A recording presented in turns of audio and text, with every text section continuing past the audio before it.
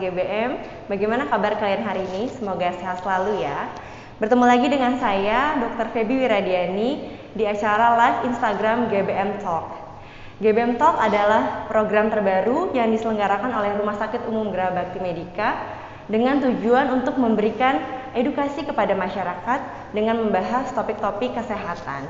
Jadi terus pantengin sosial media kami, follow di Instagram @gerabaktimedika, GRHA Bakti Medika, dan Facebook kami Gera Bakti Medika Hospital, GRHA ya depannya. Nah, selain itu di rumah sakit kami sudah dilengkapi loh dengan klinik kecantikan. Wah, sudah rumah sakitnya lengkap, ada klinik kecantikan pula ya. Nah, kamu bisa melakukan treatment kesehatan untuk kulit wajah kamu. Untuk informasinya bisa terus follow sosial media Gera Princess namanya loh ya.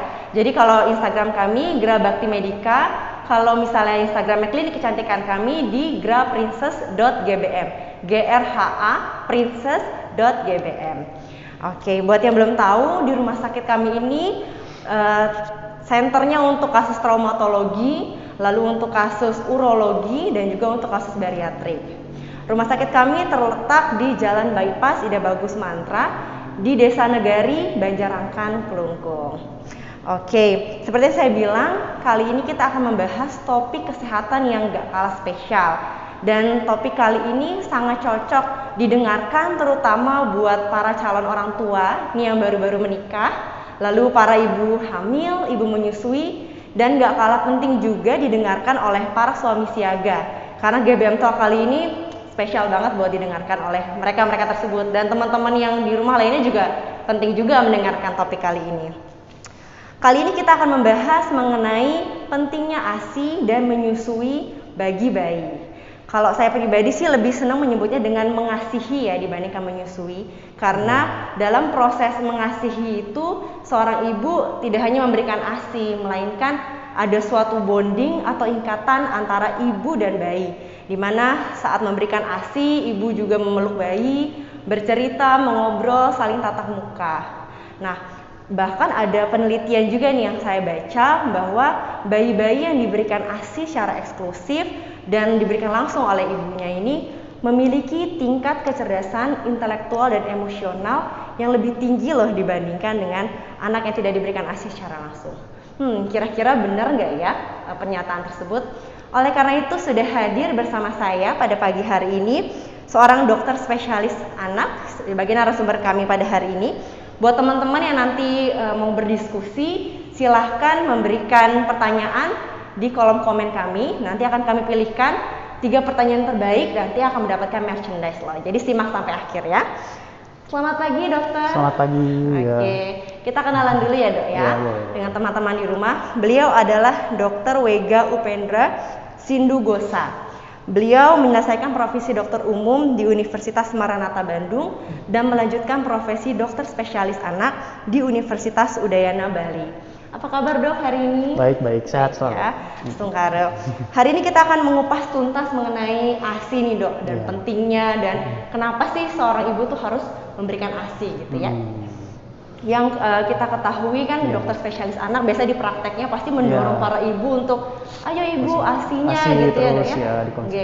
Sebenarnya apa sih kandungan di dalam ASI, kenapa begitu spesial diberikan kepada bayi dokter? Ya, sebelumnya memang ASI itu betul-betul harus diberikan kepada bayinya ya, betul-betul karena benar dari kandungan nutrisinya juga sangat custom lah istilahnya, sangat disesuaikan dengan kondisi bayinya itu sebetulnya. Mulai meskipun bayinya prematur atau bayinya cukup bulan, itu kandungan ASI-nya itu sudah disesuaikan untuk kebutuhan kalori dari bayi tersebut sebenarnya. Walaupun bayinya kecil ya, bayi tersebut, gitu ya. Pertama-tama mungkin kalau misalnya dalam hari-hari pertama bayi-bayi lahir biasanya memang produksinya masih sedikit, tapi biasanya 2-3 hari kemudian sudah mulai banyak gitu produksi ASI-nya. Kandungannya banyak meliputi biasanya adanya karbohidratnya biasa yang dihasilkan itu biasanya berupa laktosa yang paling banyak ya, karbohidrat laktosa itu sangat penting untuk energi dari si bayi tersebut ya, karbohidratnya laktosa. Kemudian sangat mudah diserap oleh bayi juga. Kemudian untuk protein biasanya banyaknya dia ada 2 sebenarnya, ada yang whey, ada yang kasein sebenarnya kan itu. Cuman untuk ASI paling banyak jumlahnya itu yang whey, justru yang whey. Yang whey itu lebih mudah diserap oleh pencernaan bayi itu. Sedangkan yang kasein itu lebih sulit untuk diserap untuk minum bayi. Biasanya kalau susu formula atau susu yang berasal dari hewan atau hewani itu lebih banyak yang kaseinnya sebenarnya. Kalau yang whey dicerna padahal ya. Iya, padahal lebih susah dicerna, sehingga yang ASI justru lebih mudah dicerna yang whey ini karena banyaknya yang whey ini. Kemudian untuk lemaknya juga, lemaknya sangat bagus. Untuk kandungan lemak pada ASI biasanya didominasi oleh asam lemak esensial, biasanya ya omega 3. Itu yang turunan-turunannya itu akan menjadi DHA dan ARA ya biasanya ya. DHA, docosahexaenic acid sama arachidonic acid itu sangat penting untuk perkembangan dari sistem sarafnya, sistem saraf bayinya. Itu DHA dan ARA. Kemudian dari vitamin dan mineral juga tidak kalah banyaknya, vitamin A, vitamin D, vitamin E, juga ada magnesium, selenium, ada iodium. Di situ sangat banyak ya zat besi dan lain-lain gitu ya, zat besi. Zat besinya memang memang lebih sedikit kandungan di ASI, cuman itu kadar zat besinya itu meskipun sedikit tapi mudah diserap dia dibandingkan dengan susu-susu yang susu formula atau susu-susu yang berasal dari hewani itu sebenarnya. Terus selain itu juga ada beberapa beberapa zat-zat yang berfungsi untuk imunitas tubuh juga, seperti imunoglobulin gitu, banyak juga di situ ya, imunoglobulin untuk daya tahan tubuh. Kemudian ada lactoferrin juga di situ. Lactoferrin bisa untuk meningkatkan transport besi di darahnya juga, itu sangat bagus lactoferrin. Selain itu juga ada beberapa zat-zat antiinflamasi atau peradangan, juga ada beberapa hormon yang sangat bagus untuk bayi tersebut. Contohnya misalnya hormon grelin, leptin, adiponektin gitu ya. Itu bagus untuk mengurangi nafsu makan dari si bayinya, jadi dia bisa mencegah terjadinya obesitas pada bayi sebenarnya. Jadi bisa mengoptimalkan efek berat badannya, jadi jangan sampai terlalu banyak, terlalu gemuk, tapi ideal dia jadinya. Jadi kira-kira seperti itu sih. Selain itu jadi bayi. Banyak sekali kandungannya ya, saya rangkum sedikit. Jadi ASI itu pertama adalah kandungan nutrisinya sangat banyak, karbohidrat, laktosanya lebih banyak dibandingkan dengan susu sapi ya dokter ya. Lalu proteinnya memang ada dua, ada yang whey, ada yang kasein. Kalau yang whey itu yang pada ASI ibu itu dia lebih mudah dicerna ya dok ya. Jadi walaupun kaseinnya itu lebih sedikit, tapi whey-nya lebih banyak, itu lebih mudah dicerna sebenarnya untuk bayi.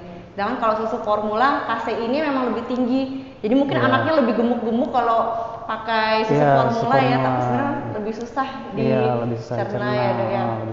Lalu ada kandungan lemaknya juga ya, AHA, DHA untuk pembentukan otak ya dok, omega 3 dan lemak-lemak esensial tadi. Lalu sebagai antibody ya, antibody mungkin teman-teman udah nggak asing ya, apalagi di masa-masa COVID ini. Antibody itu tubuh kita sendiri udah bisa membentuk perlawanan ya dok ya, pertahanan tubuh. Nah di ASI itu sumbernya ternyata ya dok ya. Jadi ketika seorang anak diberikan ASI berarti akan lebih kuat ya mereka untuk daripada terkena penyakit-penyakit itu ya dok. Lebih jarang sakit dia biasanya. Lebih jarang sakit ya. Lebih jarang terkena infeksi juga. Lebih jarang terkena infeksi ya. Jadi batuk pilek itu agak lebih jarang ditemukan ya pada anak-anak yang ASI full. Lalu tadi ada kandungan zat-zat antiinflamasi, anti peradangan juga ya dok ya. Lalu kalau misalnya susu formula itu kan dia memang banyak sekali di iklan tuh ya, kandungannya banyak ini tetap nggak kalah ASI lebih bagus ya dok berarti ya dok ya.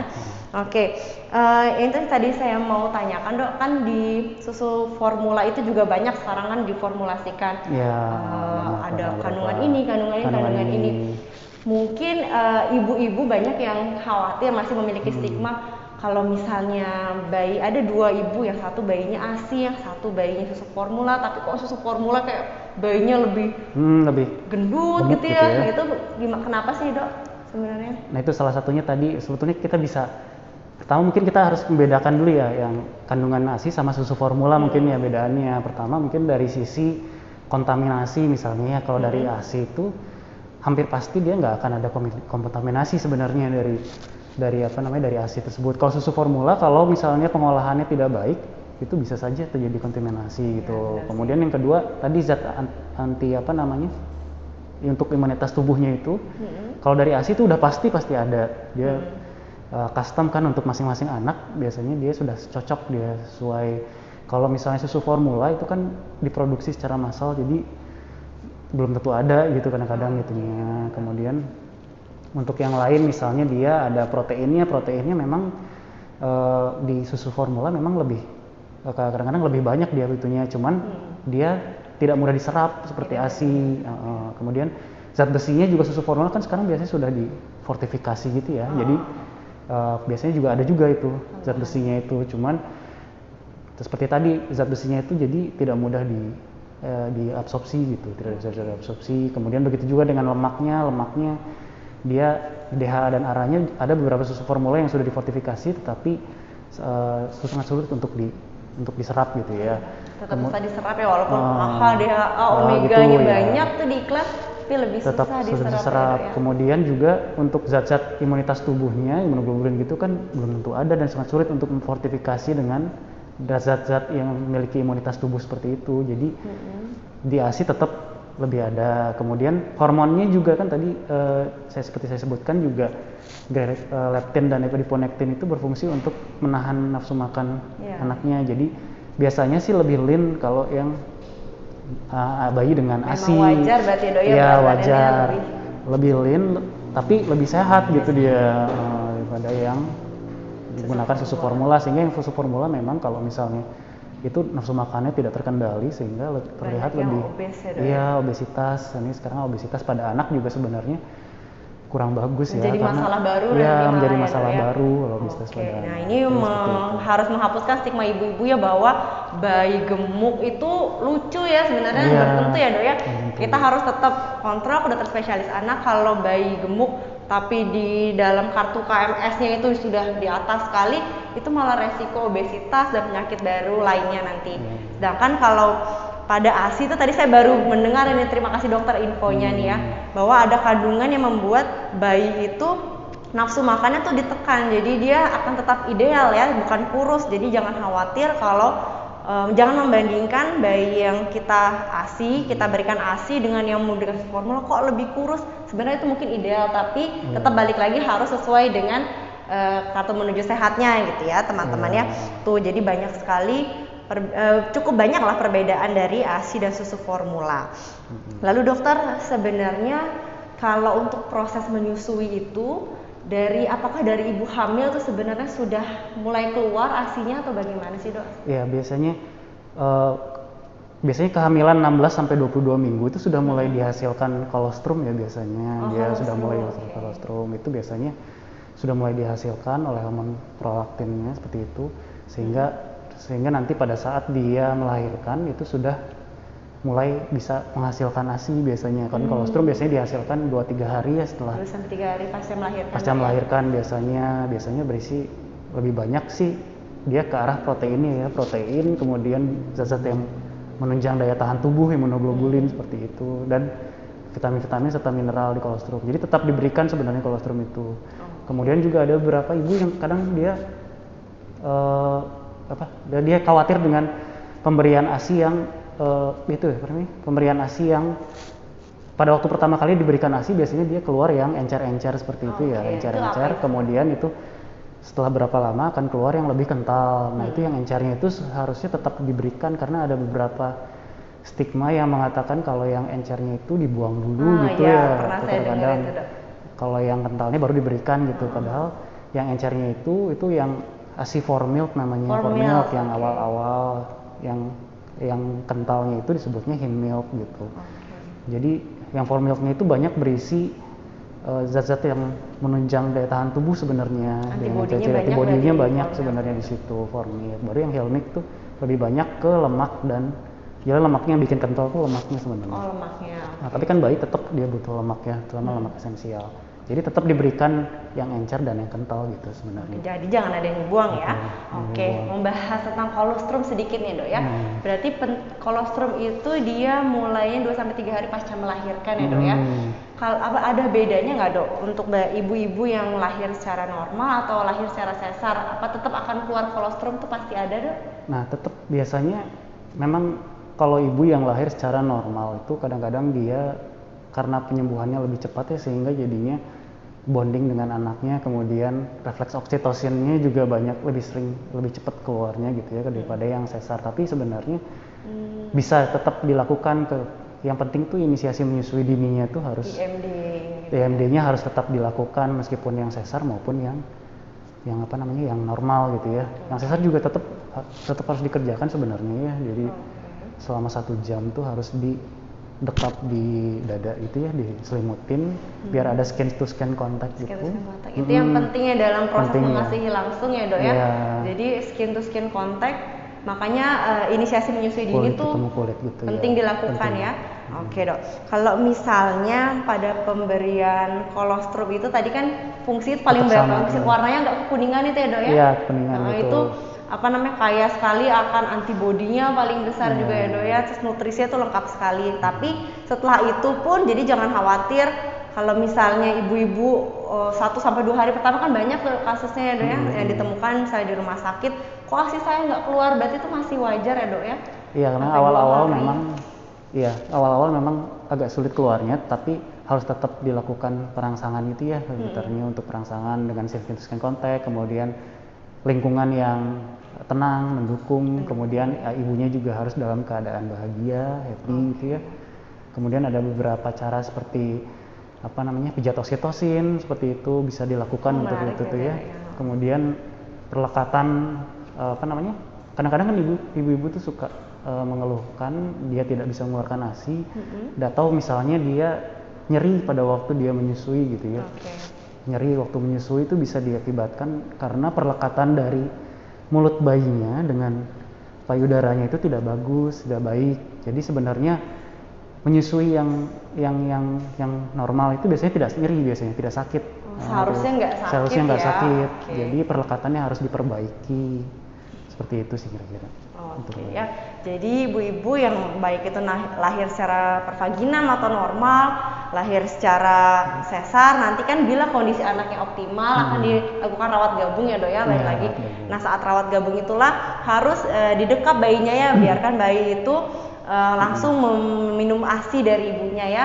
Nanti berarti saya pernah tahu deh kalau misalnya ASI ibu dia nggak keluar tapi terus bisa dihisap oleh anaknya, itu akan merangsang hormon ya dok ya, akan malah keluar. Ya, hormonnya beberapanya oksitosin, dan prolaktin sebenarnya juga juga sebenarnya. Oksitosin dan prolaktin ya. Jadi begitu bayi terus berusaha walaupun nggak keluar tetap harus dihisap agar dia merangsang hormon tersebut. Jadi akhirnya produksi ASI akan bertahap, dia akan lancar.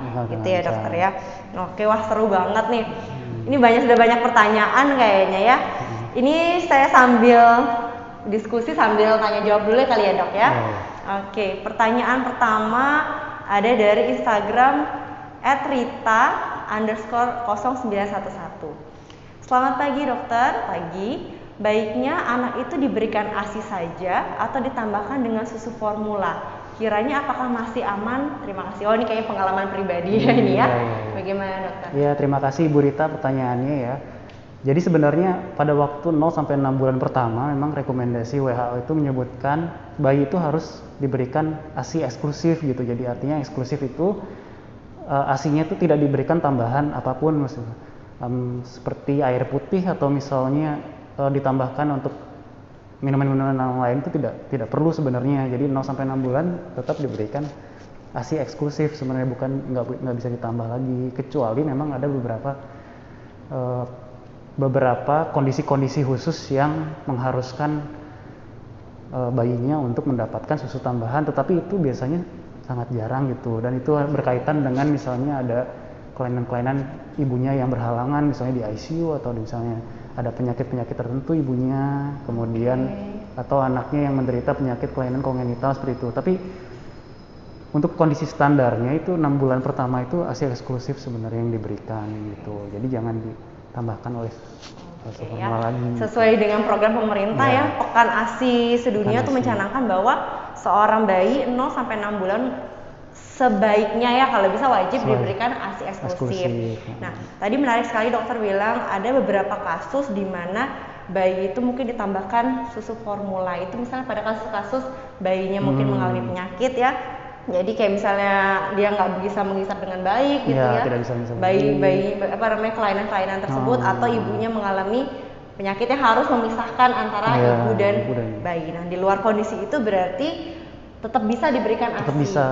Biasanya masalah utama yang menyebabkan kurangnya ASI itu biasanya rata-rata itu disebabkan karena perlekatan ya. mulut bayi dan payudaranya yang tidak baik sebenarnya. Jadi perlekatan yang baik itu sebenarnya adalah ya mulut bayi itu harus melekat pada bagian areolanya itu ya, areolanya itu. Kemudian kalau bisa putingnya itu sebenarnya harusnya menyentuh langit-langit mulut bayi. Kemudian biasanya bibirnya bayi itu harus melipat ke luar dia, jadi agak melipat keluar dia, dan biasanya dia seharusnya melakukan pijatannya itu di bagian belakangnya, jadi bukan di puting susunya sebenarnya, karena kan sebenarnya sistem jaringan-jaringan sarafnya itu lebih banyak di putingnya ya, puting susunya. Jadi kalau misalnya dia menyusunya hanya di putingnya saja akan terasa lebih nyeri biasanya. Oh, itu yang menyebabkan nyeri pada ibu malah jadi kapok dan lain-lainnya. Berarti perlekatannya harus dicek baik. lagi ya. Kemudian dagu bayinya juga harus menempel di payudara, itu biasanya tanda-tandanya udah bagus dia itu. Oh, agak mendangak berarti bayinya sedikit ya. Mendangak dikit, menempel di payudaranya juga, bagian dagunya itu. Biasanya akan menyebabkan dia menjadi lebih bagus perlekatannya gitu. Oke, jadi poin pertama adalah kalau misalnya ibu khawatir, aduh kok kayaknya anak saya malah rewel gitu kalau menyusuin ya, kayak yang gelisah, coba dicek lagi perlekatannya. Malah yang bagus itu ketika mulutnya bayi itu benar-benar mangap gitu ya dok ya, dan mencapai areola atau sekitar area puting yang berwarna coklat kehitaman itu dia meraih semuanya gitu ya berarti ya, dan agak mendangak sehingga agak ini ya menempel dagunya ya. Oke, itu baru perlekatan yang benar. Lalu untuk kayak misalnya posisinya, misalnya ibu saat duduk tiduran itu juga ada strateginya ya. Iya, strateginya. Memang rata-rata sih beberapa ibu bayi itu menggunakan cara yang seperti ini ya, di bayinya cradle hold disebutnya. Jadi cradle hold. Jadi kepala bayinya itu ditaruh di lekukan antara siku ini ya. Kemudian menyusui itu cara yang bagus sih, cara yang benar. Kemudian ada beberapa cara lain seperti misalnya cradle cross, disebutnya cradle cross. Jadi ibunya menggunakan sambil duduk, terus di bagian pahanya diberikan bantal gitu. Kepala bayinya taruh bantal, tangan kanannya memegang kepala bayi. Jadi kepala bayinya nggak ada di lipatan siku tapi di tangan kanannya gitu. Kemudian kemudian diarahkan ke arah payudara gitu ya, diarahkan ke arah payudara.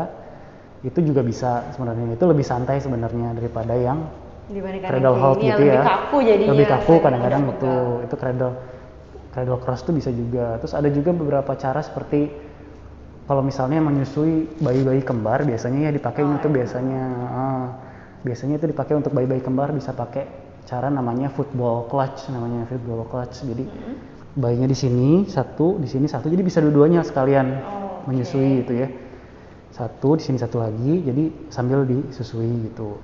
Atau misalnya dia kalau misalnya lagi tidur ya, karena kan malam hari itu sebetulnya saatnya sangat baik untuk menyusui sebenarnya. Malam hari terutama ya dok ya? Iya, 3 bulan pertama itu sebenarnya bayi pada waktu malam hari itu harus dibangunin untuk menyusunya. Kan menyusunya itu setiap 2 atau 3 jam sekali kan disusuin, kemudian 8-12 kali per hari lah untuk disusuin. Nah pada waktu malam hari itu saat-saat yang tepat untuk menyusui karena hormon oksitosin itu bekerja diproduksi lebih banyak juga pada malam hari. Jadi bekerja maksimal. Iya, bekerja maksimal, sehingga pada pagi harinya dia efeknya itu masih ada sehingga makin banyak juga pada pagi hari. Itu bisa pakai caranya yang cara menyusuinya itu bisa pakai itu sambil tiduran gitu, terus miring, kemudian bayinya di sini sambil dinyusui. Cuman hati-hati juga kadang-kadang ibunya nanti yang tiduran terus nanti ketimpa kan, hati-hati juga gitu. Ya, jadi ibunya juga harus harus sadar ya kalau lagi menyusui. Ya itu dia beberapa posisi sama perlekatannya, nanti ibu bisa langsung diskusi, mungkin bayangannya agak susah ya mengenai tadi threshold, cross itu ya. Jadi nanti bisa sambil di googling, bisa juga langsung dikomunikasikan dengan dokter spesialis anaknya. Kalau mengalami kesulitan misalnya bayinya kok rewel terus, berarti ada masalah di posisi dan perlekatannya ya dokter ya. Nah itu harus dievaluasi lagi. Nah dokter, Lalu ada yang bertanya lagi, Dok, izin bertanya dari @ambigot89. Izin bertanya, Dok, seberapa penting IMD atau inisiasi menyusui dini pada bayi baru lahir dan sewajib apa dilakukannya? Gitu, Dok. Kasus IMD tadi ya. Ya, terima kasih pertanyaannya. Jadi inisiasi menyusui dini itu hal yang sangat yang harus dilakukan sebenarnya untuk bayi baru lahir, pada bayi meskipun yang bayi normal ataupun yang dilakukan secara seksio sesaria gitu ya. Jadi inisiasi menyusui dini itu caranya dengan setelah bayi lahir itu harus segera didekapkan di bagian dada atau di kulit, skin to skin kontaknya, jadi harus kulit ke kulit yang nempel, kemudian dibiarkan sambil tengkurap gitu, sambil dibiarkan dia mencari ke payudara untuk mencium aroma dari air susunya atau misalnya dari payudara atau dari tubuh ibunya sebenarnya. Skin to skin contact, kemudian ditutupi selimut, itu biasanya seharusnya 1 jam diberikan gitu. 1 jam untuk IMD untuk IMD gitu. Agar dia lebih itu.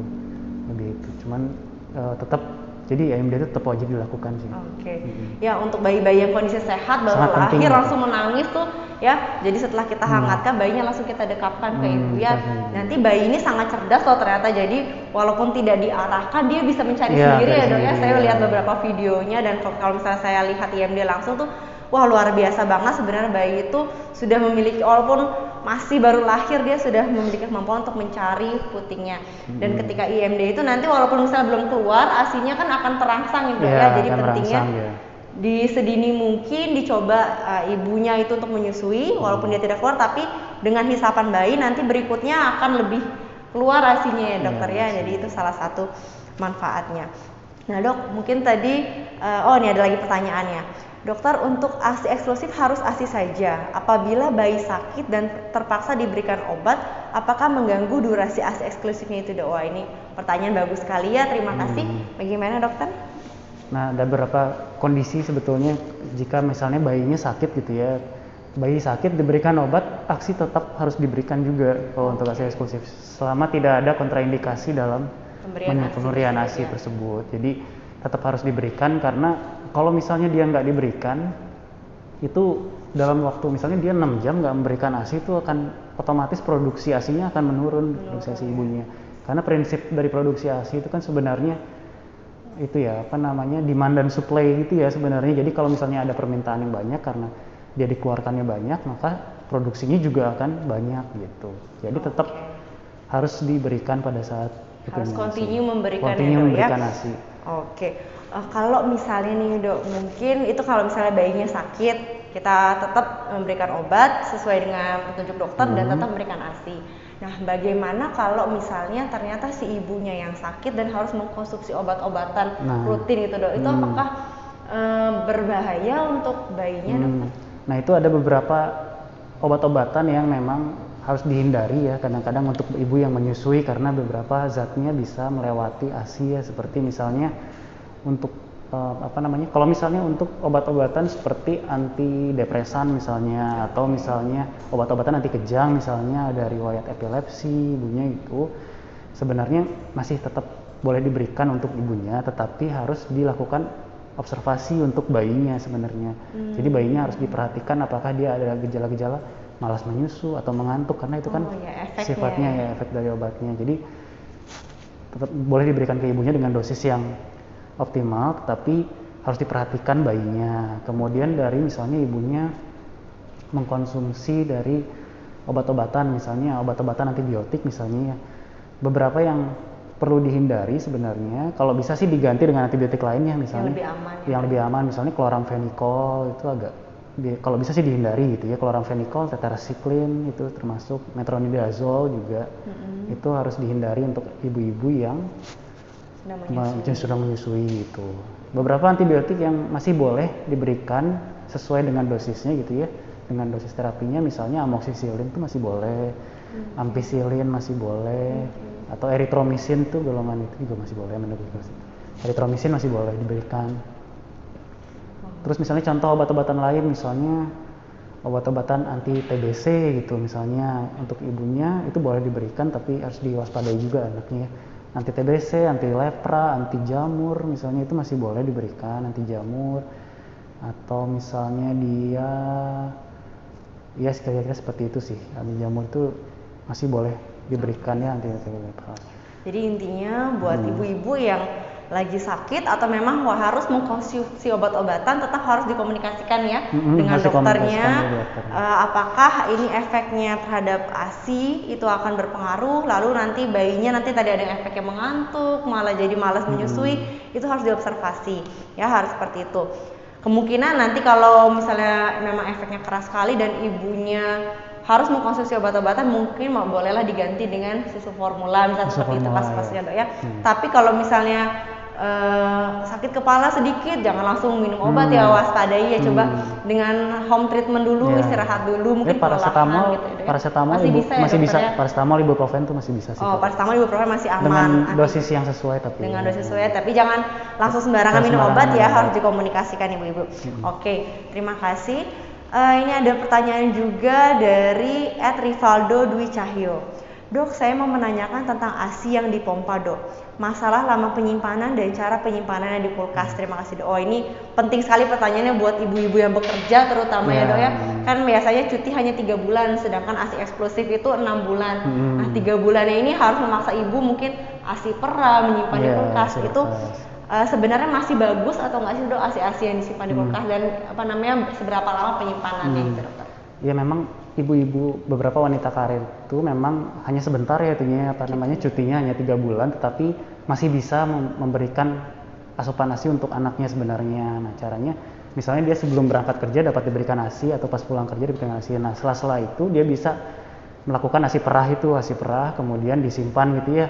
Kalau misalnya ASI perah yang fresh, misalnya dia langsung memerah ASI kemudian ditampung dengan wadah yang steril gitu ya, itu bisa disimpan di udara ruangan. Itu sekitar udara ruangan kan sekitar suhunya tuh 25, 26, 27 gitu ya, 27 derajat Celcius, itu bisa sampai hanya 4 jam saja gitu.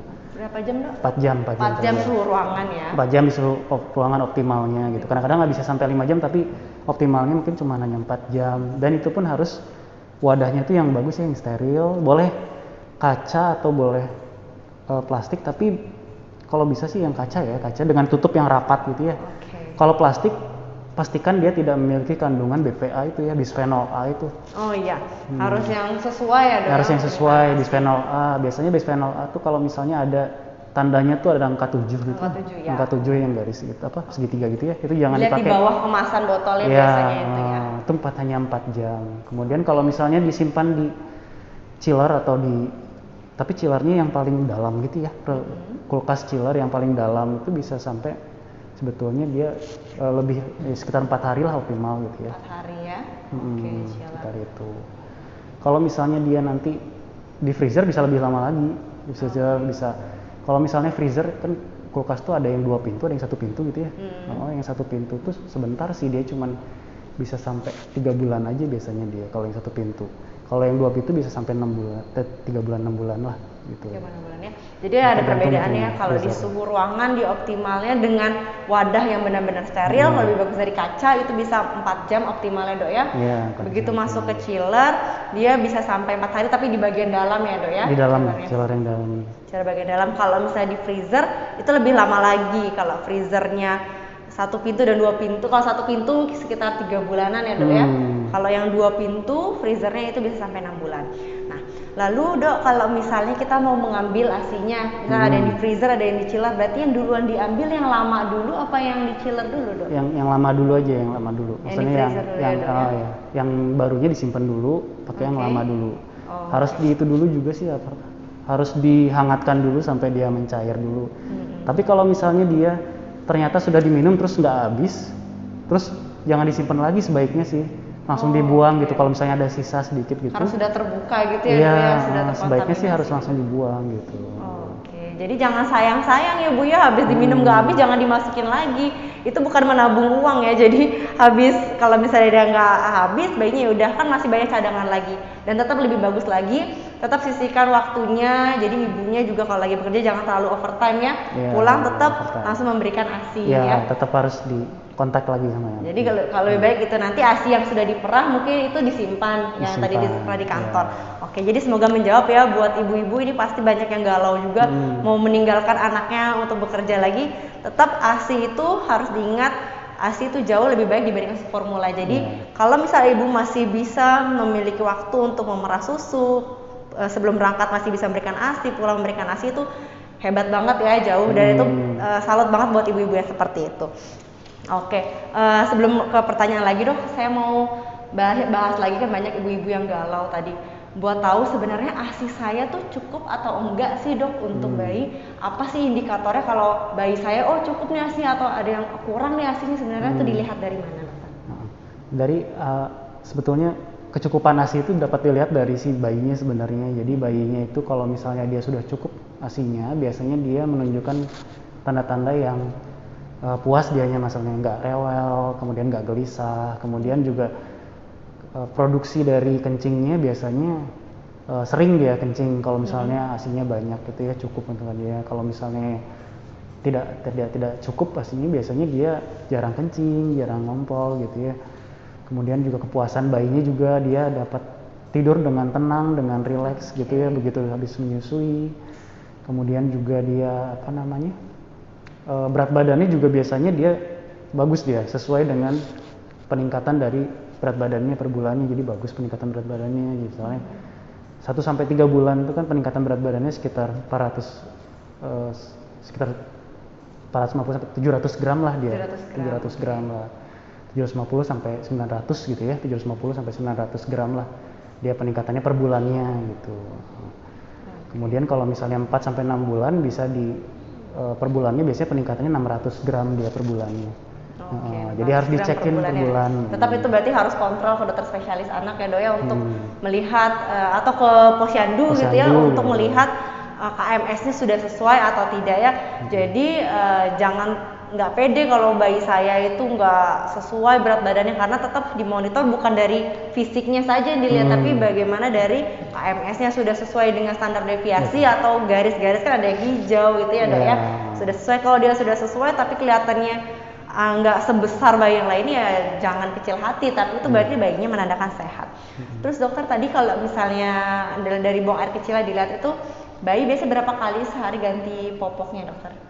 Ganti popoknya kadang-kadang kalau misalnya ganti popoknya sebenarnya kita nggak bisa nggak bisa mempatok harus gini gitu ya. Cuman memang produksi ASI-nya itu pada hari-hari, misalnya hari ke-2 atau ke-3, 3-4 itu sekitar 400 sampai 500 mili. Per hari dia mengkonsumsi ASI. Kemudian mulai hari kelima, umur hari kelima itu biasanya sudah sampai 800 mili per ASI dia konsumsinya. Jadi sudah lumayan banyak. 800 mili per ASI, mililiter ASI per hari gitu ya. Bisa sampai nanti setelah umur 5 bulan itu biasanya bisa sampai 600, 800 sampai itu 800 mili per ASI yang meningkat itunya. Jadi kira-kira kalau dari produksi urinnya mungkin sekitar 0,5 kalau dihitung itunya ya, 0,5 ml per kilogram per jam sebenarnya. Gitunya. Tadi harus ditimbang si popoknya. Ditimbang popoknya untuk benar atau enggak sesuai ya dengan berat badannya dia. Kalau untuk buang air besarnya ada perbedaan nggak dok? Misalnya apakah bayi ASI, bayi susu formula itu berbeda dari buang air besarnya dok, kotorannya? Sebenarnya kalau misalnya baru lahir itu buang air besarnya biasanya dalam bentuk warnanya awal-awal tuh biasanya awal kelahiran tuh biasanya hitam tuh ya, mekonium tuh gelap. Cuman beberapa hari kemudian biasanya setelah ASI-nya sudah mulai hari ketiga keempat itu sudah mulai banyak tuh harusnya ASI-nya. Dia sudah mulai menjadi kuning, kemudian agak kental sedikit gitu ya, tapi tidak cair gitu. Kemudian lama-kelamaan dia akan menjadi kuning sepenuhnya gitu, yang bagus itu. Ada beberapa bayi yang ada juga beberapa keluhan yang bayinya itu berwarna hijau kadang-kadang.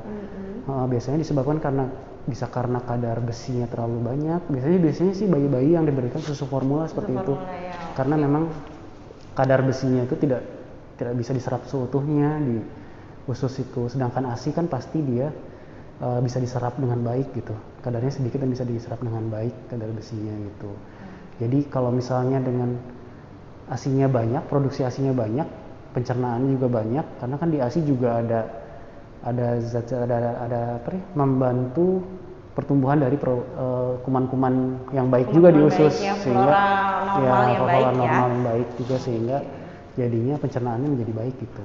Jadi Kira-kira seperti itu. pencernaan terutama ya pencernaannya juga berbeda ya. Biasanya sih yang saya sering dengarkan kalau misalnya bayi menggunakan susu formula pasti ada ditemukan beberapa kasus misalnya mudah diare Iya, atau kadang bayinya perutnya kembung kayak kolik gitu ya dok ya.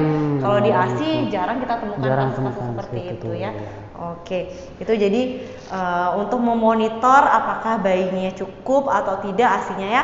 Yang pertama kita lihat bayinya itu setiap diberikan ASI setelah itu akan tenang ya dok ya, bisa tidurnya nyenyak, nggak yang rewel atau gelisah. Kemungkinan kalau rewel gelisah tadi nggak cukup, mungkin dia belum menyedot ya, karena tadi pelekatannya kurang bagus. Lalu yang kedua bayinya buang air kecilnya juga ganti popoknya sering dan basah terus ada. Kalau misalnya popoknya kering, itu kemungkinan itu kurang juga cairannya. Lalu buang air besarnya wajar kok dia nanti yang awalnya gelap lalu berubah menjadi agak kekuningan gitu ya dok ya. Seperti itu. Mungkin saya ada sharing juga kalau misalnya ada beberapa pertanyaan juga dari ibu-ibu tuh kalau misalnya dia bengkak payudaranya gitu ya, atau kalau bahasa isinya itu breast engorgement dia, jadi bengkak payudaranya itu tetap bisa memberikan ASI. Jadi justru kalau misalnya membengkak dia tetap harus diberikan, harus diberikan ASINya dengan makin intensif jadinya, makin sering dia harus sering diberikan ASI, kemudian lakukan pemijatan payudara, biasanya direndam, dikompres pakai air hangat ya. Sambil terus menyusui biasanya akan membaik dia. Biasanya simetris ya, yang kiri dan yang kanan biasanya kalau pembengkakan payudara. Masalahnya kalau misalnya dia pembengkakan payudaranya itu tidak dilakukan treat dengan baik, itu bisa menyebabkan dia menjadikan peradangan, nanti bisa jadi mastitis dia. Mastitis, kalau misalnya sudah mastitis itu masih tetap juga masih bisa diberikan. Jadi terapinya tetap diberikan, ASINya tetap diberikan kepada anaknya. Memang agak sakit kalau misalnya itu bisa dikonsultan ke dokternya, misalnya diberikan obat-obat anti nyeri lah gitu ya untuk jadi bukan penghalang ya dok, bukan penghalang, sedang sakit sambil dikompres hangat. Ya itu poin penting juga buat ibu-ibu. Jadi harus percaya diri, tetap harus memberikan yang terbaik buat anaknya ya. Dan payudara kanan kiri juga, misalnya payudara kanan dulu sudah dilihat habis, sudah puas, baru bergantian gitu ya, bergantian itu yang bagusnya seperti itu. Jadi jangan setengah-setengah memberikan ya. Jangan dipaksa untuk pindah payudara kalau misalnya bayinya belum ingin gitu. Jadi bayinya udah puas, udah lepas, boleh ditawarkan payudara yang satunya lagi gitu. Jadi tandanya dia sudah berhenti mengendot gitu kali ya. Kemudian baru ditawarkan yang sebelah kirinya misalnya gitu. Yang satunya. Harus hati-hati juga kalau misalnya kurang baik, nanti bisa sampai, kecuali pada payudara yang abses ya, kalau misalnya mastitis yang tidak ditangani dengan baik akan menyebabkan abses payudara itu yang misalnya payudaranya mengeluarkan nanah gitu ya, itu memang harus di stop dulu, jadi harus diobati dulu sebenarnya, harus diobati dulu, kemudian antibiotik gitu, mudah-mudahan membaik dia. Setelah membaik, lanjutkan lagi pemberian ASI gitu. Ya jadi memberikan ASI kalau misalnya bayinya sudah berhenti medot, dia sudah payudara mulai terasa kosong ya, bisa membedakan pasti ibunya, baru kita pindah payudara lagi. Kalau misalnya sakit payudaranya dikompres dulu sebentar pakai air hangat, baru lanjut menyusui lagi ya. Wah itu buat ibu-ibu biar semakin percaya diri ya. Oke, kita lanjut ke pertanyaan ya dok ya. Dari @lia_mariantini. Lia.mariantini. Selamat pagi dokter, selamat pagi. Sebelum memberikan ASI, apakah harus dibuang dulu? Apa langsung dikasih dok? Oh ini seperti yang tadi dokter sempat bilang ya, karena masih ditemukan ya ibu-ibu, mungkin dari neneknya atau mertuanya bilang, itu dibuang dulu yang ASINya yang encer, nanti baru diberikan lagi. Nah itu kan tadi dokter sempat bilang, silakan dibahas lagi dokter. Iya. Jadi untuk pemberian ASI itu semuanya harus diberikan. Jadi jangan sampai yang jangan sampai yang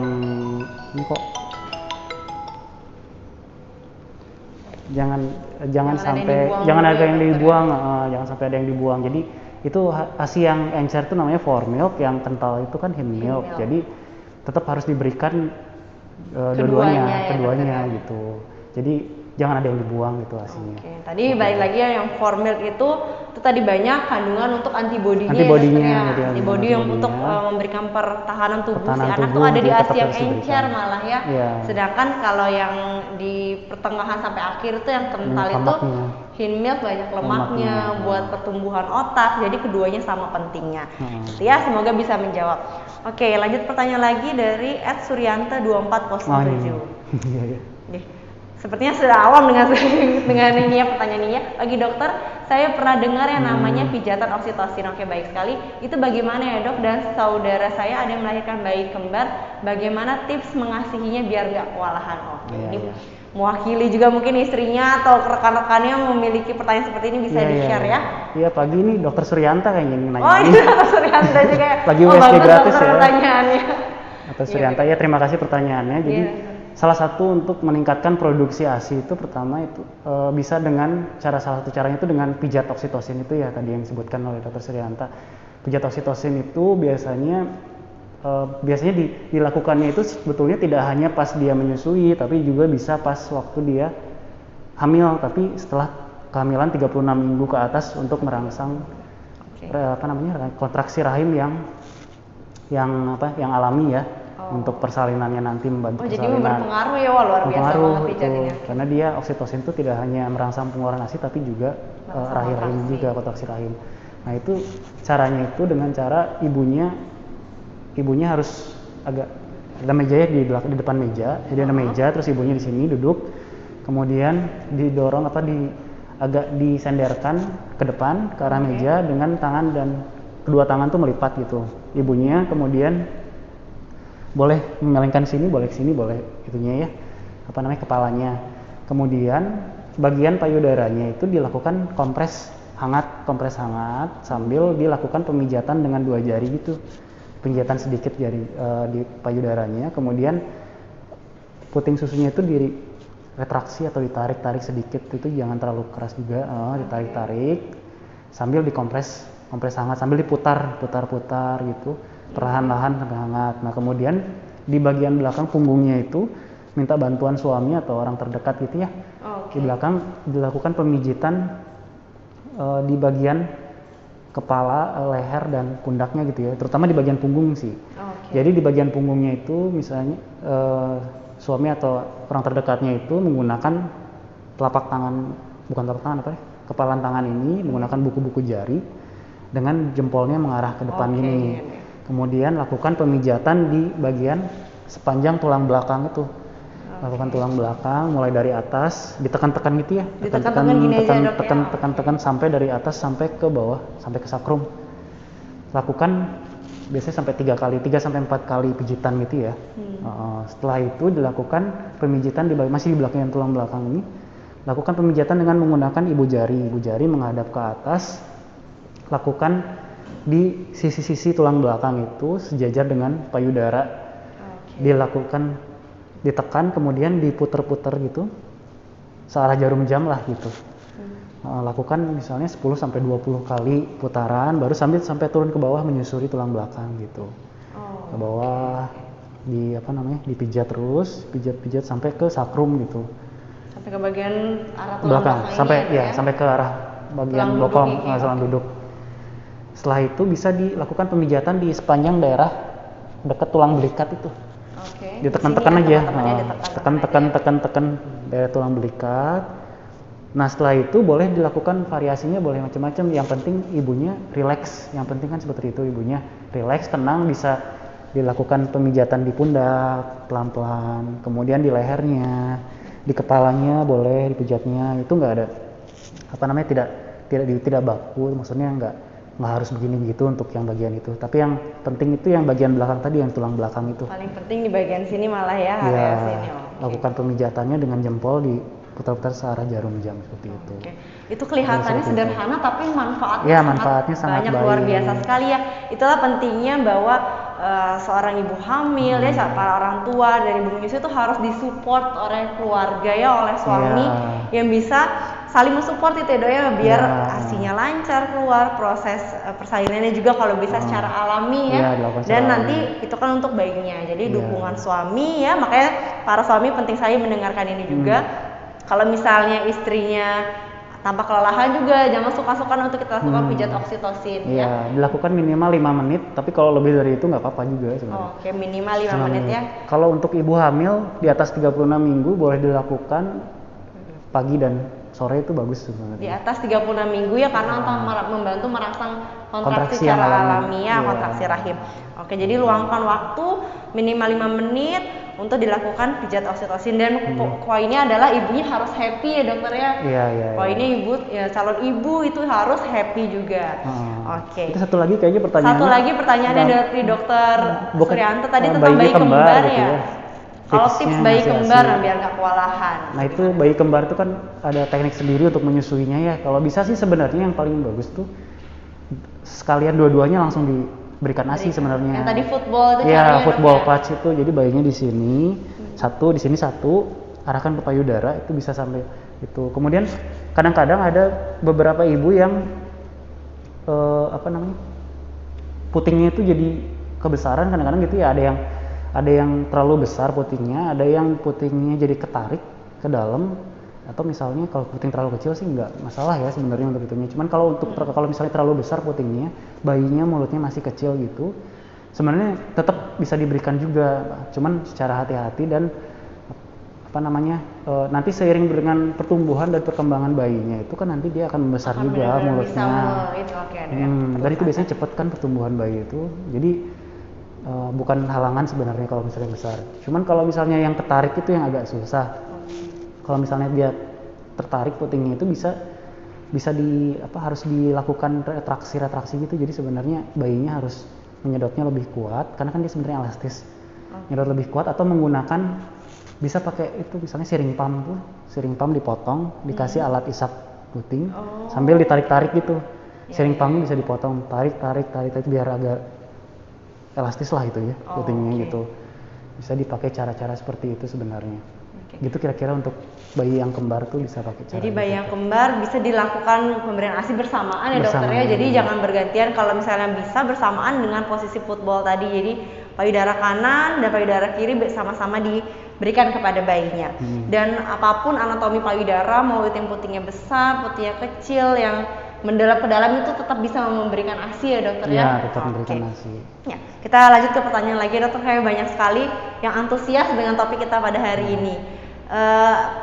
Pertanyaan dari @priska_ori, dokter Priska nih dok ya? Iya, dokter Priska. Oke dokter, persiapan apa saja yang dapat dilakukan agar ASI bisa lancar semasa masih mengandung? Wah ini bagus sekali ini pertanyaannya dokter ya, buat mempersiapkan biar setelah melahirkan tuh malah nggak kewalahan gitu ya dok ya? Bagaimana? Ya, terima kasih dokter Priska pertanyaannya. Jadi hal-hal apa saja yang dilakukan pada waktu dia masih mengandung gitu ya untuk nantinya produksi ASI. Seperti tadi saya dijelaskan, pijat oksitosin itu bisa digunakan salah satunya untuk itu agar dia lebih rileks. Selain karena untuk mempengaruhi kontraksi dari itu juga meningkatkan produksi ASI juga. Kemudian pertama harus nutrisinya juga harus bagus ibunya. Ini penting sekali ya nutrisinya. Nutrisi yang diberikan pada ibu menyusui itu harus, apalagi ibu hamil ya, ibu menyusui itu harus tetap diberikan nutrisi yang sangat baik ya, harus yang 4/5 sempurna lah, 4 bintang atau 4 kuadran itu karbohidrat, protein, lemak dan vitamin dan mineral itu sebetulnya. Karbohidratnya tetap ya sekitar 40 dari 50% kebutuhan kalorinya itu harus diberikan karbohidrat. Pilihannya sebetulnya lebih beragam daripada bayi kan tadi cuman dari ASI itu ya hanya sedikit, tapi dia bolehlah karbohidratnya lebih.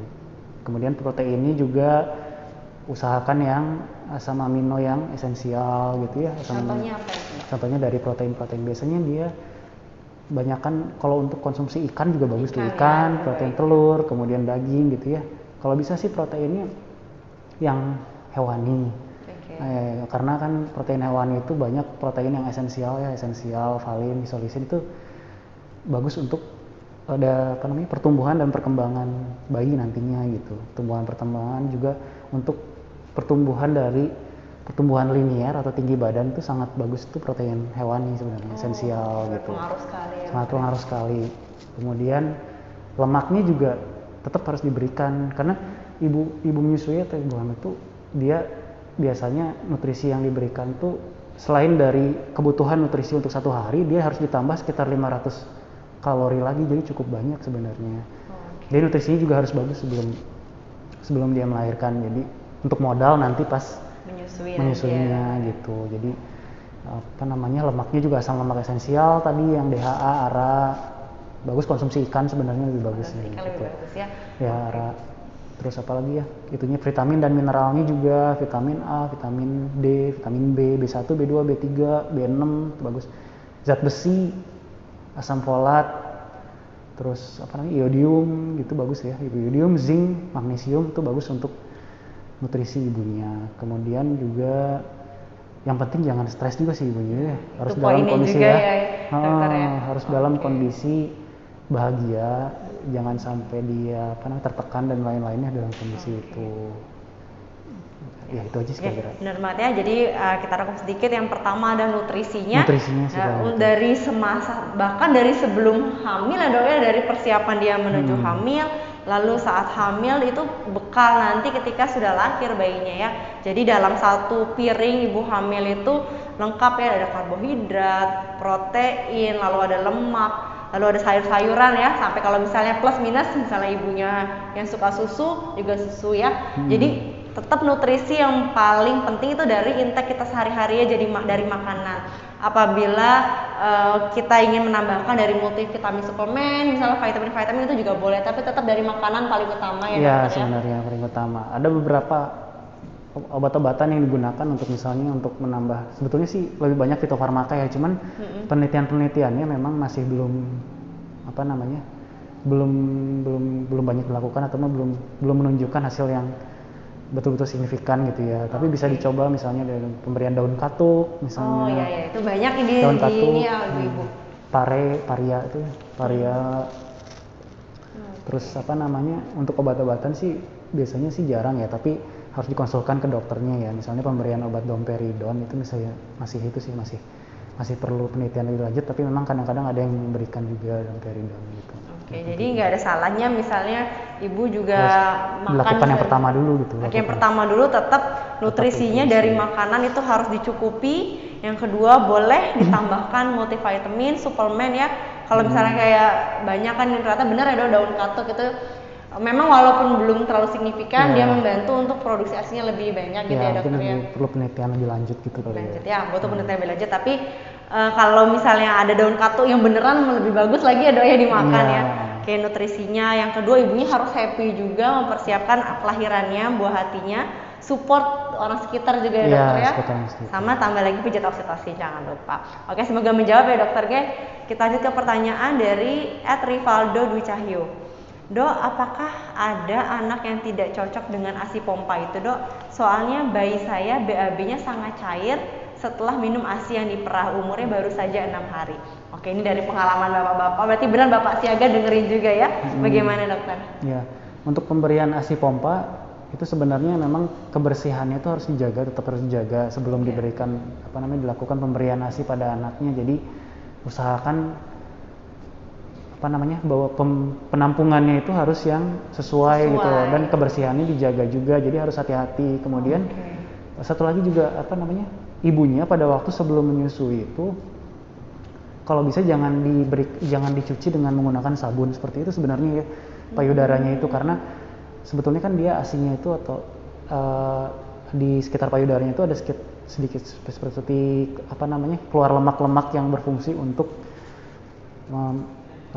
sterilisasi atau anti infeksi gitu sebenarnya gitunya di kelenjar-kelenjar sekitar bayi. Jadi kalau misalnya kita cuci dengan menggunakan sabun itu akan menyebabkan dia hilang itunya zat-zat itunya. Cuman pada waktu mandi sih tetap mandi tetap dibersihkan 2 hari. Cuman pada waktu sebelum menyusui atau sebelum dipompa gitu tidak perlu dibasuh lagi dengan sabun lagi gitu. Tidak perlu disabun lagi. Cuman kalau mandi tetap 2 hari sekali tetap dibersihkan gitu.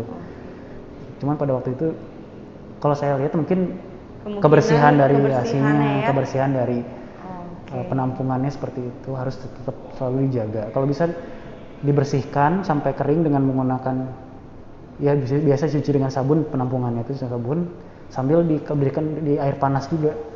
Diberikan panaskan dulu. Ya, dipanaskan penampungannya itu. Penampungannya harus dibersihkan dengan air panas gitu. Ya, jadi untuk pertanyaan tadi ya Pak Rivaldo itu boleh coba dievaluasi lagi penggunaan ASI perahnya, apakah kemasannya atau wadahnya sudah steril, sudah benar-benar bersih. Kalau tadi misalnya ibunya mau memberikan ASI, dibersihkan pakai air aja dulu ya dok ya, nggak usah pakai sabun, karena di sekitar areola itu banyak lemak-lemak untuk anti infeksi juga. Nah, kalau misalnya sudah diperhatikan, sudah dievaluasi lagi tetap masih bayinya BAB-nya encer, kayaknya perlu evaluasi ke dokter spesialis anak ya dokter ya, atau komunikasikan ke dokter. Okay. Pompanya juga tuh, pompanya kan harus dibersihkan juga. Oh iya, juga. pompanya juga ya, juga. pompa ibu untuk memerahnya juga harus benar-benar bersih ya, karena kan itu mungkin dibawa kemana-mana ketika ibunya kerja ya, jadi masuk tas mungkin nggak sempat dibersihkan ya, jadi itu dievaluasi dulu. Oke. Pertanyaan selanjutnya dari @komang_wisnu_krisna. Pagi dokter, saya mau bertanya, apa sih tanda-tanda bayi sedang lapar? Apakah ada perbedaan tangisan bayi lapar, mengantuk, atau yang lainnya? Dan berapa jam sekali harus diberi ASI dokter? Terima kasih. Terima kasih pertanyaannya. Untuk tanda-tanda bayi lapar biasanya rewel ya. Ternyata ada beberapa tahapan sih. Pertama misalnya biasanya dia menunjukkan, ada gestur-gestur yang menunjukkan dia ingin meraih-raih payudara ibunya pertama. Kemudian mulutnya kebuka-buka dengan lidahnya yang seperti pingin menyusu gitu, rutin refleksnya aktif gitu dia. Kemudian dia bisa sampai, kalau misalnya belum diberikan, dia bisa sampai gelisah, kemudian seperti seperti ingin menangis gitu ya, gelisah. Kemudian tanda lainnya bisa sampai nangis, gelisah, kemudian tidak mau marah gitu ya, kayak ngambek gitu ya, ngambek gitu, seperti itu. Sampai nanti akhirnya dia bisa, kadang-kadang bisa dehidrasi, bisa lemes gitu, kadang-kadang gitu. Jadi seperti itu bisa harus diberikan. Kemudian pada waktu 3 bulan pertama itu kan sebenarnya ASI-nya itu harus diberikan itu berapa kali kan katanya ya, bisa sampai tiap 2 jam atau tiap 3 jam sekali. 3 jam sekali ya Pak ya. Jadi sehari bisa sampai 8 sampai 12 kali menyusui, termasuk pada malam harinya, terutama 3 bulan pertama itu malam harinya itu kalau bisa diberikan juga. Caranya, kalau misalnya bayinya ngantuk, agak susah untuk itu membangun, ngantuk seperti itu, cara membangunkannya juga harus hati-hati gitu. Misalnya selimutnya dibuka sedikit gitu, atau enggak dia sambil dipijat-pijat sedikit gitu biar dia agak bangun baru mau nyusu gitu. Kira-kira seperti itu sih cara-caranya. Harus peka juga ya ibu bapak ya, bayinya ini kalau misalnya menangis ya kuat, terus refleks mencucunya ya, hisapnya itu dia muncul ya, kemungkinan bayi ini sedang lapar ya, dan diberikan ASI 8-12 kali sehari atau setiap 2-3 jam. Oke, pertanyaan selanjutnya dari @Bayu_Indra Tamo dari Dokter Bayu. Obat untuk memperlancar ASI apa saja atau makanan yang dikonsumsi sebaiknya agar ASI lancar? Seperti pertanyaan tadi ya dokter ya. Kita bahas lagi dari yang daun katu tadi ya dokter ya. Boleh. Apa tadi sebutnya? Obat-obatan ya? Obat-obatan ya dokter. Atau misalnya untuk obat memperlancar ASI apa saja? Sebaiknya itu tadi ya, kalau makanan dan minuman sebenarnya harus yang ini tadi yang 4 bintang itu ya, karbohidrat, protein, lemak, terutama proteinnya yang asam amino, kemudian lemaknya yang asam lemak esensial. Ikan-ikanan biasanya kalau ikan tuh diberikan 2 porsi sehari itu udah bagus biasanya DHA-nya. Kemudian obat-obatan tadi asam folat, kemudian zat besi, vitamin A, vitamin D, vitamin B1, B2, B3, B6 gitu ya. Selenium, magnesium itu kan banyak di tumbuh-tumbuhan ya, misalnya di sayuran, di protein-protein di daging juga banyak gitu. Kemudian tambahan-tambahannya tadi bisa disebutkan kayak seperti itu tadi ya, misalnya fitofarmaka disebutnya ya. Fitofarmaka seperti daun katuk, kare, kemudian daun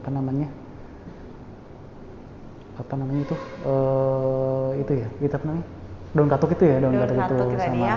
Jadi sama obat-obatannya domperidon sebetulnya, cuman domperidon mempengaruhi ya? Iya, domperidon itu kan sebenarnya anti muntah tapi bisa dipakai untuk memperlancar ASI, cuman penggunaannya itu harus hati-hati dan dalam monitoring oleh dokter juga sih sebenarnya. Jadi tetap poin utamanya adalah nutrisi, makanan 4 bintang, boleh ditambahkan multivitamin, terus tambahan juga fitofarmaka yang disebutnya ya, ibu-ibu yang kalau misalnya suplemen daun katuk, suplemen pare dan lain-lain namanya fitofarmaka. Itu boleh diberikan juga untuk membantu, tapi jangan melupakan nutrisi utama dari makanan.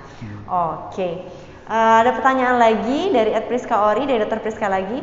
Dok ingin bertanya, bagaimana jika pada hari pertama kelahiran ASI belum keluar? Apakah bayi boleh diberikan sufor dahulu atau bayi dipuasakan sampai ASI keluar? Ini banyak juga pertanyaan yang seperti ini dokter, bagaimana?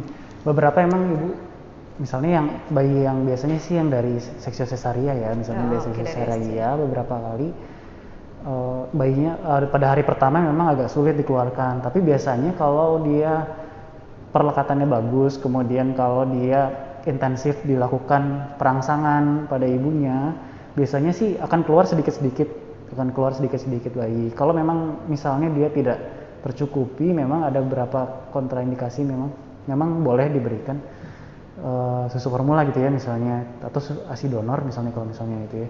Cuman biasanya sih diperbaiki dulu itunya perlekatannya tadi, kemudian perangsangannya, lakukan cara-cara pejahatan oksitosinnya. Biasanya sih keluar ya, harusnya sih keluar. Kemudian lambung bayi itu kan sebetulnya baru lahir itu kan kecil ya, artinya dia belum memerlukan jumlah ASI yang terlalu banyak juga. Jadi memang jumlah ASI yang keluar dari payudara itu memang harus disesuaikan dengan kondisi bayinya. Dengan kebutuhan saat itu ya, Dok ya. Yang penting ASI-nya puas, nggak perlu banyak-banyak gitu. Itu sudah cukup berarti gitu. Oke, ini untuk menjawab kekhawatiran para ibu-ibu ya yang punya newborn baru lahir. Kalau misalnya 1-2 hari nggak keluar tuh masih wajar, tapi tetap harus dirangsang terus karena walaupun sedikit itu sudah sesuai dengan kebutuhan bayinya. Iya, karena kan lambung bayinya karena lambung bayinya lebih kecil ukurannya, jadi jangan keburu stres ibu-ibu ya. Oke. Lalu ada pertanyaan lagi @thegreens. Pagi dok, apakah ibu yang sedang sakit masih boleh menyusui dok? Sementara anak saya tidak cocok dengan susu formula, karena setiap minum susu formula anak saya langsung sembelit. Oke, bagaimana nih dokter? Ibu yang sakit? Coba dikatasin lagi, ya. Yang degrees, oke.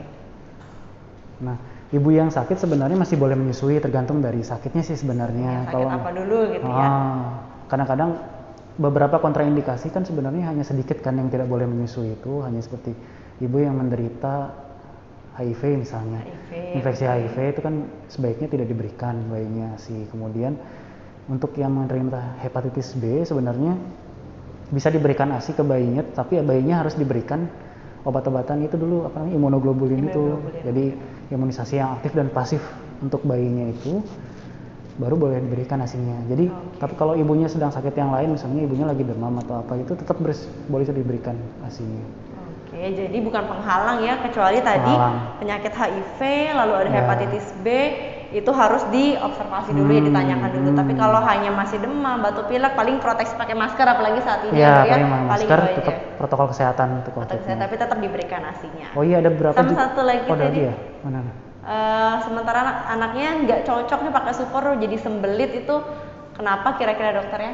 Nah itu kadang-kadang kalau susu formula itu sebenarnya tidak semua anak tuh cocok dengan susu formula. Artinya kan itu diproduksi secara massal dan standar. Jadi ada yang cocok, ada yang enggak gitu. Susu formula macam-macam, kadang-kadang macam-macam merek dia beda-beda itunya. Jadi kan harus dicoba macam-macam merek, kadang-kadang seperti itu. Jadi tetap sebenarnya lebih baik pakai ASI gitu, karena kandungannya lebih bagus.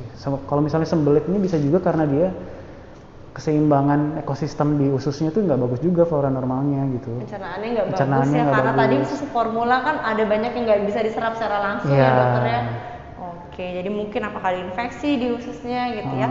Balik lagi susu formula tadi memang dia banyak formulasinya, tapi berbeda-beda, anak tuh ada yang cocok ada yang enggak karena berbarengan dibikinnya. Sedangkan kalau ASI dia pasti akan cocok dengan anak itu.